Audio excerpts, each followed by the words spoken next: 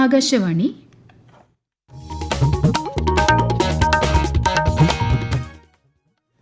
നമസ്കാരം. പ്രാദേശിക വാർത്തകൾ വായിക്കുന്നത് അശ്വതി.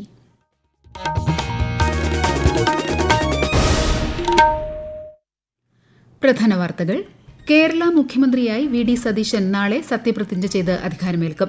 മന്ത്രിസഭയിൽ ആരൊക്കെ എന്നതിൽ അന്തിമ തീരുമാനം ഉടൻ. UDF ഘടകകക്ഷികളുമായുള്ള ചർച്ചകൾ പുരോഗമിക്കുന്നു. സത്യപ്രതിജ്ഞാ ചടങ്ങുകൾക്കായി തിരുവനന്തപുരം സെൻട്രൽ സ്റ്റേഡിയത്തിൽ വിപുലമായ ഒരുക്കങ്ങൾ. തമിഴ്നാട് മുഖ്യമന്ത്രി വിജയ് അടക്കമുള്ള ദക്ഷിണേന്ത്യൻ സംസ്ഥാനങ്ങളിലെ മുഖ്യമന്ത്രിമാർക്കും ക്ഷണം. പ്രധാനമന്ത്രി നരേന്ദ്രമോദി ഇന്ന് സ്വീഡിഷ് പ്രധാനമന്ത്രി ഉൾഫ് ക്രിസ്റ്റേഴ്സനുമായി കൂടിക്കാഴ്ച നടത്തും. സംസ്ഥാനത്ത് ഇന്ന് ശക്തമായ മഴയ്ക്ക് സാധ്യതയെന്ന് കാലാവസ്ഥാ വകുപ്പ്. 9 ജില്ലകളിൽ മഞ്ഞ ജാഗ്രത. കേരളം, കർണാടക, ലക്ഷദ്വീപ് തീരങ്ങളിൽ മത്സ്യബന്ധനത്തിന് വിലക്ക്.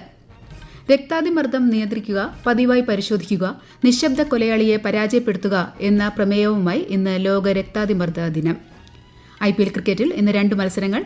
പഞ്ചാബ് ബംഗളൂരുവിനെയും ഡൽഹി രാജസ്ഥാനെയും നേരിടും. വാർത്തകൾ വിശദമായി. കേരള മുഖ്യമന്ത്രിയായി വി.ഡി. സതീശൻ നാളെ സത്യപ്രതിജ്ഞ ചെയ്ത് അധികാരമേൽക്കും. മന്ത്രിസഭയിൽ ആരൊക്കെ എന്നതിൽ അന്തിമ തീരുമാനം ഉടൻ ഉണ്ടാകുമെന്നാണ് സൂചന. നിയുക്ത മുഖ്യമന്ത്രി വി.ഡി. സതീശൻ ഇന്ന് മന്ത്രിമാരുടെ പേരുകൾ പ്രഖ്യാപിച്ചേക്കും. മന്ത്രിമാരുടെ പട്ടിക ഗവർണർക്ക് ഇന്ന് തന്നെ കൈമാറാനാണ് സാധ്യത. രമേശ് ചെന്നിത്തല മന്ത്രിസഭയിൽ ഉണ്ടാകുമെന്ന് ഉറപ്പായിട്ടുണ്ട്. KPCC അധ്യക്ഷൻ കൂടിയായ Sunny Joseph, K. Muraleedharan, PC Vishnunath, M. Liju, Bindu Krishna എന്നിവർ ക്യാബിനറ്റിലെത്തിയേക്കും. UDF സർക്കാരിന്റെ സത്യപ്രതിജ്ഞാ ചടങ്ങിനായുള്ള ഒരുക്കങ്ങൾ തലസ്ഥാനത്ത് അവസാന ഘട്ടത്തിൽ. സെൻട്രൽ സ്റ്റേഡിയത്തിൽ ഒരുക്കുന്ന പന്തലിന്റെ നിർമ്മാണം ഇന്ന് പൂർത്തിയാകും. കൂടുതൽ വിവരങ്ങളുമായി ആകാശവാണി ലേഖകൻ സ്മിതി M. പള്ളുരുത്തി. 12,000 പേർക്ക് ഇരിപ്പിട സൗകര്യമുള്ള പന്തൽ തയ്യാറാക്കാനായിരുന്നു ആദ്യം നിശ്ചയിച്ചിരുന്നത്. എന്നാൽ തിരക്ക് പരിഗണിച്ച് മറ്റൊരു പന്തൽ കൂടി നിർമ്മിക്കാൻ ഇന്നലെ രാത്രി തീരുമാനമായിട്ടുണ്ട്. ഇതിനു പുറമെ മഴ കണക്കിലെടുത്ത് ഗാലറിയിൽ താൽക്കാലിക മേൽക്കൂരയും നിർമ്മിക്കും. സ്റ്റേഡിയത്തിന്റെ 3 ഗേറ്റുകൾ വഴിയാകും പാസ് ഉള്ള പൊതുജനങ്ങൾക്ക് പ്രവേശനം അനുവദിക്കുക.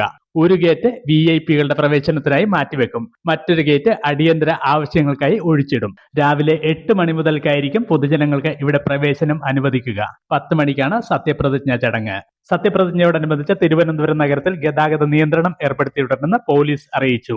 ചടങ്ങിന് എത്തുന്നവരുടെ വാഹനങ്ങൾ പാർക്ക് ചെയ്യാനായി പ്രത്യേക സ്ഥലങ്ങളും ക്രമീകരിച്ച് നൽകിയിട്ടുണ്ട്. വിമാനത്താവളത്തിലേക്കും റെയിൽവേ സ്റ്റേഷനിലേക്കും യാത്ര ചെയ്യുന്നവർ തങ്ങളുടെ യാത്രകൾ അതനുസരിച്ച് ക്രമീകരിക്കണം എന്നും പോലീസ് അഭ്യർത്ഥിച്ചിട്ടുണ്ട്. മുസ്ലിം ലീഗിലെ മന്ത്രിമാരെ സംബന്ധിച്ച ചർച്ചകൾ പുരോഗമിക്കുന്നതായി മുസ്ലിം ലീഗ് സംസ്ഥാന അധ്യക്ഷൻ സാദിഖ് അലി ശിഹാബ് തങ്ങൾ രാവിലെ മാധ്യമങ്ങളോട് പറഞ്ഞു. 5 മന്ത്രിമാരുടെ പട്ടികയാണ് ലീഗ് തയ്യാറാക്കുന്നതെന്നാണ് സൂചന. PK കുഞ്ഞാലിക്കുട്ടി, KM ഷാജി തുടങ്ങിയവർ മന്ത്രിമാരായേക്കും. PK Basheer, Parakkal Abdulla, N Shamsuddin, VE Gafoor എന്നിവരുടെ പേരുകളും ചർച്ചകളിൽ ഉയർന്നു വന്നിട്ടുണ്ട്. മന്ത്രിസഭയിൽ കേരള കോൺഗ്രസിന് 2 മന്ത്രിമാർ ഉണ്ടാകില്ലെന്ന് സൂചന. ഒരു മന്ത്രിസ്ഥാനവും ചീഫ് വിപ്പ് പദവിയും നൽകിയേക്കും. പാർട്ടിക്ക് 2 മന്ത്രിസ്ഥാനത്തിന് അർഹതയുണ്ടെന്ന് ശ്രീ മോൻസ് ജോസഫ് രാവിലെ വ്യക്തമാക്കിയിരുന്നു. ഒരു മന്ത്രിസ്ഥാനമാണെങ്കിൽ ശ്രീ മോൻസ് ജോസഫ് മന്ത്രിയാകാനാണ് സാധ്യത. RSPയിൽ നിന്ന് ശ്രീ ഷിബു ബേബി ജോണും CMPയിൽ നിന്ന് ശ്രീ CP ജോണും മന്ത്രിമാരാകും. ഏക MLA മാത്രമുള്ള പാർട്ടികളിൽ ശ്രീ അനൂപ് ജേക്കബും മാണി C കാപ്പനും ടേം വ്യവസ്ഥയിൽ മന്ത്രിസ്ഥാനം നൽകാനാണ് ആലോചന. നിർദ്ദേശം ഇരുവരും അംഗീകരിക്കുമെന്ന് വ്യക്തമല്ല. Indian broadcasting service all India radio എന്ന പേര് സ്വീകരിച്ചതിന്റെ 90ാം വാർഷികാഘോഷങ്ങളുടെ ഭാഗമായി ആകാശവാണി തിരുവനന്തപുരം നിലയം സംഘടിപ്പിച്ച cyclothon governor Rajendra Vishwanath Arlekar flag off ചെയ്തു. Thiruvananthapuram Akashvani regional channel manager AG Baiju, programme മേധാവി PA ബിജു, വാർത്താ വിഭാഗം assistant director Smithi M. Palluruthy, sales centre മേധാവി ജെറോം JM എന്നിവർ ചടങ്ങിൽ സന്നിഹിതരായിരുന്നു. പ്രതികൂല കാലാവസ്ഥയിലും മാനവീയം വീഥി, പാളയം, ബേക്കറി ജംഗ്ഷൻ വഴി ആകാശവാണി വരെ സഞ്ചരിച്ച സൈക്ലത്തോണിൽ ജീവനക്കാരും പൊതുജനങ്ങളും ഉൾപ്പെടെ 100ഓളം പേർ പങ്കെടുത്തു. പ്രധാനമന്ത്രി നരേന്ദ്രമോദി ഇന്ന് സ്വീഡൻ സന്ദർശിക്കും. സ്വീഡിഷ് പ്രധാനമന്ത്രി ഉൾഫ് ക്രിസ്റ്റേഴ്സനുമായി അദ്ദേഹം കൂടിക്കാഴ്ച നടത്തും. ഹരിത പരിവർത്തനം, നിർമ്മിത ബുദ്ധി, നൂതന സാങ്കേതിക വിദ്യകൾ, സ്റ്റാർട്ടപ്പുകൾ, ശക്തമായ വിതരണ ശൃംഖലകൾ, പ്രതിരോധം, ബഹിരാകാശം, കാലാവസ്ഥാ പ്രവർത്തനം, ജനങ്ങൾ തമ്മിലുള്ള ബന്ധം തുടങ്ങിയ മേഖലകളിൽ സഹകരണം മെച്ചപ്പെടുത്തുന്നതിനായി ഇരു നേതാക്കളും ചർച്ച നടത്തും. പ്രധാനമന്ത്രി നരേന്ദ്രമോദി ജനങ്ങളുമായി ആശയങ്ങൾ പങ്കുവയ്ക്കുന്ന പ്രതിമാസ റേഡിയോ പ്രഭാഷണ പരിപാടി മൻ കി ബാത്ത് ഈ മാസം 31-ന്. പരിപാടിയുടെ 134ാം പതിപ്പാണിത്. പരിപാടിയിലേക്കുള്ള ആശയങ്ങളും അഭിപ്രായങ്ങളും 1800-11-7800 എന്ന ടോൾ ഫ്രീ നമ്പറിലൂടെയോ നരേന്ദ്രമോദി മൊബൈൽ ആപ്പിലൂടെയോ MyGov ഓപ്പൺ ഫോറത്തിലൂടെയോ സമർപ്പിക്കാം. നിർദ്ദേശങ്ങൾ ഈ മാസം 29 വരെ സ്വീകരിക്കും. ഈ വാർത്തകൾ ആകാശവാണിയിൽ നിന്ന്.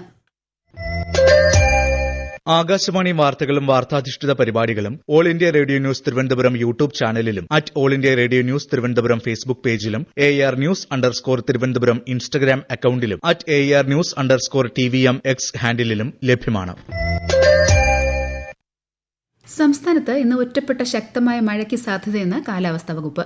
പത്തനംതിട്ട, ആലപ്പുഴ, കോട്ടയം, ഇടുക്കി, എറണാകുളം, കോഴിക്കോട്, വയനാട്, കണ്ണൂർ, കാസർഗോഡ് എന്നീ ജില്ലകളിൽ ഇന്ന് മഞ്ഞ ജാഗ്രതയാണ്. കേരളം, കർണാടക, ലക്ഷദ്വീപ് തീരങ്ങളിൽ മണിക്കൂറിൽ 40 മുതൽ 50 കിലോമീറ്റർ വരെ ശക്തമായ കാറ്റിനും മോശം കാലാവസ്ഥയ്ക്കും സാധ്യതയുള്ളതിനാൽ മത്സ്യത്തൊഴിലാളികൾ ജാഗ്രത പാലിക്കണമെന്ന് മുന്നറിയിപ്പ് നൽകി. ഈ മാസം 20 വരെ മത്സ്യബന്ധനത്തിന് വിലക്കേർപ്പെടുത്തി. വയനാടൻ കാപ്പി കൃഷിക്ക് പുതുജീവനേകി 25 കോടി രൂപയുടെ കേര പദ്ധതിക്ക് വയനാട്ടിൽ തുടക്കമാകുന്നു. കാപ്പി കർഷകർക്ക് ഹെക്ടറിന് 1,10,000 രൂപയുടെ ധനസഹായമാണ് പദ്ധതി ഭാഗമായി നടപ്പിലാക്കുന്നത്. പദ്ധതി യാഥാർത്ഥ്യമാകുന്നതോടെ വയനാടൻ കാപ്പി ദേശീയ രാജ്യാന്തര തലത്തിലേക്ക് ഉയരും. വിശദാംശങ്ങളുമായി ആകാശവാണി വയനാട് ജില്ലാ പ്രതിനിധി അരുൺ വിൻസെന്റ്. കൃഷി വകുപ്പ് ലോകബാങ്കിന്റെ സഹായത്തോടെ നടപ്പിലാക്കുന്ന കേര പദ്ധതിയിലൂടെ ജില്ലയിലെ കാപ്പി കൃഷി മേഖലയിലെ ആധുനികവൽക്കരണവും ഉൽപാദനക്ഷമത വർദ്ധിപ്പിക്കാനുമായി സമഗ്ര പദ്ധതിക്കാണ് രൂപം നൽകിയത്. 25 സെന്റ് മുതൽ 10 ഹെക്ടർ വരെ കാപ്പി കൃഷി ഉള്ളവർക്ക് അപേക്ഷിക്കാം. ഇതുകൂടാതെ കാപ്പി കൃഷിക്ക് ശാസ്ത്രീയ ജലസേചന സൗകര്യങ്ങൾ ഒരുക്കുന്നതിനായി ധനസഹായം നൽകും. ഗുണമേന്മയുള്ള സർട്ടിഫൈഡ് തൈകൾ ഉൽപ്പാദിപ്പിക്കുന്നതിന് 30 നഴ്സറികൾക്ക് ധനസഹായം നൽകി കാപ്പി തൈകളുടെ ഗുണനിലവാരം ഉറപ്പാക്കാനും പദ്ധതിയുണ്ട്. വയനാടൻ കാപ്പിയുടെ വിപണി മൂല്യം ഉയർത്തുന്നതിനായി ദേശീയ രാജ്യാന്തര സർട്ടിഫിക്കേഷൻ, GI ടാഗിംഗ് എന്നിവയ്ക്കായി ചെലവിന്റെ 75% രൂപയും കർഷകർക്കും FBOകൾക്കും ചെലവഴിച്ച ശേഷം തിരിച്ചു നൽകും. തിരുവനന്തപുരത്ത് നിന്ന് ഡൽഹിയിലേക്ക് വെള്ളിയാഴ്ച പുറപ്പെട്ട രാജധാനി എക്സ്പ്രസ് ട്രെയിനിന്റെ കോച്ചുകൾക്ക് തീപിടിച്ചു. രാജസ്ഥാനിലെ കോട്ടയിൽ വെച്ച് പുലർച്ചെ 5:15ഓടെയാണ് സംഭവം. അവസാനത്തെ 2 ബോഗികൾക്കാണ് തീപിടിച്ചത്. ട്രെയിനിലെ യാത്രക്കാരെ ഒഴിപ്പിച്ചു. എല്ലാവരെയും സുരക്ഷിതമായി പുറത്ത് എത്തിച്ചതിനാൽ ആളപായമോ പരിക്കുകളോ റിപ്പോർട്ട് ചെയ്തിട്ടില്ല.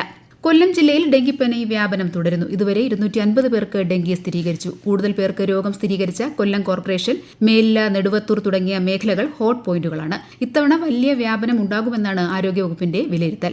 4 വർഷം കൂടുമ്പോഴാണ് ഡെങ്കിപ്പനി തീവ്രമായി വ്യാപിക്കുന്നത്. ഇന്ന് ലോക രക്താതിമർദ്ദ ദിനം. ഉയർന്ന രക്തസമ്മർദ്ദത്തെക്കുറിച്ചുള്ള ആഗോള അവബോധം വളർത്തുക, പ്രതിരോധം, നിയന്ത്രണം, വ്യക്തിഗത സമൂഹ ആരോഗ്യ സംവിധാന തലങ്ങളിൽ നടപടികൾ പ്രോത്സാഹിപ്പിക്കുക എന്നിവയാണ് ഈ ദിനാചരണത്തിന്റെ ലക്ഷ്യം. ഒരുമിച്ച് രക്താതിമർദ്ദം നിയന്ത്രിക്കുക, നിങ്ങളുടെ രക്തസമ്മർദ്ദം പതിവായി പരിശോധിക്കുക, നിശബ്ദ കൊലയാളിയെ പരാജയപ്പെടുത്തുക എന്നതാണ് ഈ വർഷത്തെ പ്രമേയം.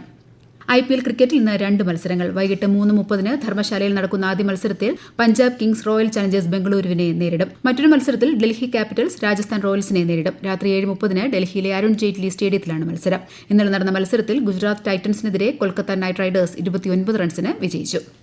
ISL ഫുട്ബോളിൽ ഇന്ന് ആദ്യ മത്സരത്തിൽ സ്പോർട്ടിംഗ് ഡൽഹി ഇന്റർകാശി പോരാട്ടം. വൈകുന്നേരം 5-ന് ന്യൂഡൽഹിയിലെ ജവഹർലാൽ നെഹ്റു സ്റ്റേഡിയത്തിലാണ് മത്സരം. ഇന്ന് നടക്കുന്ന മറ്റൊരു മത്സരത്തിൽ മോഹൻ ബഗാൻ ഈസ്റ്റ് ബംഗാൾ FCയെ നേരിടും. രാത്രി 7:30 കൊൽക്കത്തയിലാണ് മത്സരം. PM വികാസ് പദ്ധതിക്ക് NIT കാലിക്കറ്റിൽ തുടക്കമാകുന്നു. നാളെ നടക്കുന്ന ചടങ്ങിൽ കേന്ദ്ര സഹമന്ത്രി ജോർജ് കുര്യൻ പദ്ധതിയുടെ ഔദ്യോഗിക ഉദ്ഘാടനവും ധാരണാപത്രം കൈമാറലും നിർവഹിക്കും. ന്യൂനപക്ഷ മന്ത്രാലയത്തിന് കീഴിലുള്ള ഈ പദ്ധതിയിലൂടെ പരമ്പരാഗത തൊഴിൽ മേഖലയിലുള്ളവർക്കും ന്യൂനപക്ഷ സമൂഹത്തിലെ യുവതീ-യുവാക്കൾക്ക് ആധുനിക കാലത്തെ തൊഴിൽ നൈപുണ്യങ്ങൾ ലഭ്യമാക്കുകയുമാണ് ലക്ഷ്യം. താമരശ്ശേരി ചുരം വീതി കൂട്ടുന്ന പണി നടക്കുന്നതിനാൽ നാളെ മുതൽ ഭാരമേറിയ വാഹനങ്ങൾ വഴിതിരിച്ചുവിടും. കോഴിക്കോട് ഭാഗത്തുനിന്ന് കൽപ്പറ്റ ഭാഗത്തേക്ക് പോകുന്ന വലിയ വാഹനങ്ങൾ താമരശ്ശേരി ചുങ്കത്ത് നിന്ന് ബാലുശ്ശേരി, കുറ്റ്യാടി വഴിയും, കൽപ്പറ്റ ഭാഗത്തുനിന്ന് കോഴിക്കോട് ഭാഗത്തേക്ക് പോകുന്ന വാഹനങ്ങൾ വൈത്തിരി ടൌണിൽ നിന്ന് പടിഞ്ഞാറത്തറ, തരുവണ, കുറ്റ്യാടി വഴിയും പോകണം. ചുരത്തിലൂടെ പോകുന്ന മറ്റു വാഹനങ്ങൾ സുരക്ഷാ നിർദ്ദേശങ്ങൾക്കനുസരിച്ച് പോകണമെന്ന് അധികൃതർ അറിയിച്ചു. ഇക്കഴിഞ്ഞ SSLC, THSLC പരീക്ഷാ ഉത്തരക്കടലാസുകളുടെ പുനർമൂല്യനിർണ്ണയം, ഫോട്ടോ കോപ്പി, സ്ക്രൂട്ടിനി എന്നിവയ്ക്ക് ഓൺലൈനായി അപേക്ഷിക്കാം. പരീക്ഷ എഴുതിയ സെന്ററിലെ പ്രഥമാധ്യാപകർക്ക് മെയ് 21-നകം അപേക്ഷയുടെ പ്രിന്റൌട്ടും ഫീസും സമർപ്പിക്കണം. വിശദവിവരങ്ങൾക്ക് www.parikshbhavan.kerala.gov.in സന്ദർശിക്കുക. പ്രധാന വാർത്തകൾ വീണ്ടും.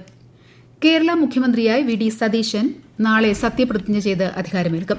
മന്ത്രിസഭയിൽ ആരൊക്കെ എന്നതിൽ അന്തിമ തീരുമാനം ഉടൻ. UDF ഘടകകക്ഷികളുമായുള്ള ചർച്ചകൾ പുരോഗമിക്കുന്നു. സത്യപ്രതിജ്ഞാ ചടങ്ങുകൾക്കായി തിരുവനന്തപുരം സെൻട്രൽ സ്റ്റേഡിയത്തിൽ വിപുലമായ ഒരുക്കങ്ങൾ. തമിഴ്നാട് മുഖ്യമന്ത്രി വിജയ് അടക്കമുള്ള ദക്ഷിണേന്ത്യൻ സംസ്ഥാനങ്ങളിലെ മുഖ്യമന്ത്രിമാർക്കും ക്ഷണം. പ്രധാനമന്ത്രി നരേന്ദ്രമോദി ഇന്ന് സ്വീഡിഷ് പ്രധാനമന്ത്രി ഉൾഫ് ക്രിസ്റ്റേഴ്സനുമായി കൂടിക്കാഴ്ച നടത്തും. സംസ്ഥാനത്ത് ഇന്ന് ശക്തമായ മഴയ്ക്ക് സാധ്യതയെന്ന് കാലാവസ്ഥാ വകുപ്പ്. 9 ജില്ലകളിൽ മഞ്ഞ ജാഗ്രത. കേരളം, കർണാടക, ലക്ഷദ്വീപ് തീരങ്ങളിൽ മത്സ്യബന്ധനത്തിന് വിലക്ക്. രക്താതിമർദ്ദം നിയന്ത്രിക്കുക, പതിവായി പരിശോധിക്കുക, നിശബ്ദ കൊലയാളിയെ പരാജയപ്പെടുത്തുക എന്ന പ്രമേയവുമായി ഇന്ന് ലോക രക്താതിമർദ്ദ ദിനം. IPL ക്രിക്കറ്റിൽ ഇന്ന് 2 മത്സരങ്ങൾ. പഞ്ചാബ് ബംഗളൂരുവിനെയും ഡൽഹി രാജസ്ഥാനെയും നേരിടും. പ്രാദേശിക വാർത്തകൾ കഴിഞ്ഞു. അടുത്ത വാർത്താ പ്രക്ഷേപണം 12:50.